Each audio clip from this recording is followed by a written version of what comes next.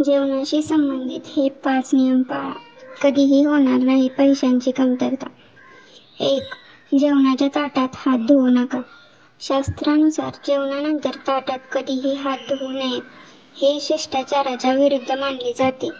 ताटात हात धुतल्यानंतर लक्ष्मी आणि अन्नपूर्णा देवी कोपतात असे म्हटले जाते.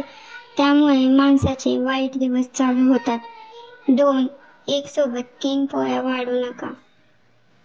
सनातन धर्मात कोणत्याही शुभ कार्यात 3 हा अंक अशुभ मानला जातो. असे म्हटले जाते की अन्न खाणे हे देखील एक शुभ कार्य आहे. जेव्हा तुम्ही जेवण वाढत असाल तेव्हा त्या व्यक्तीला एका वेळी 3 पोळ्या वाढू नका, तर 2 किंवा 4 पोळ्या द्या. 3. ताटात अन्न शिल्लक ठेवू नका.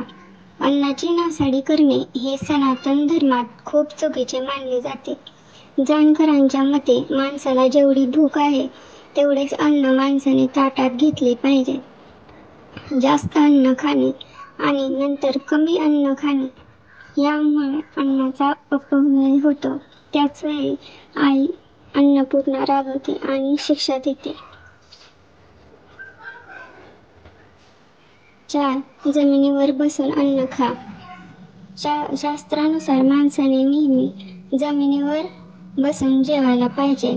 असे केल्याने पृथ्वी मातेच्या सकारात्मक लहरी पायांच्या माध्यमातून आपल्या शरीरात प्रवेश करतात. यामुळे शरीर निरोगी आणि सकारात्मक ऊर्जेने परिपूर्ण होते.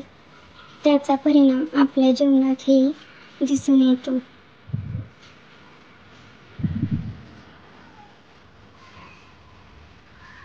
5. अन्न मंत्राचा जप करा.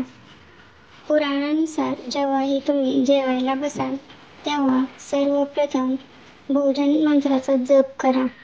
असे केल्याने अन्न आपल्या शरीरात जाते आणि आपले शरीर निरोगी राहते.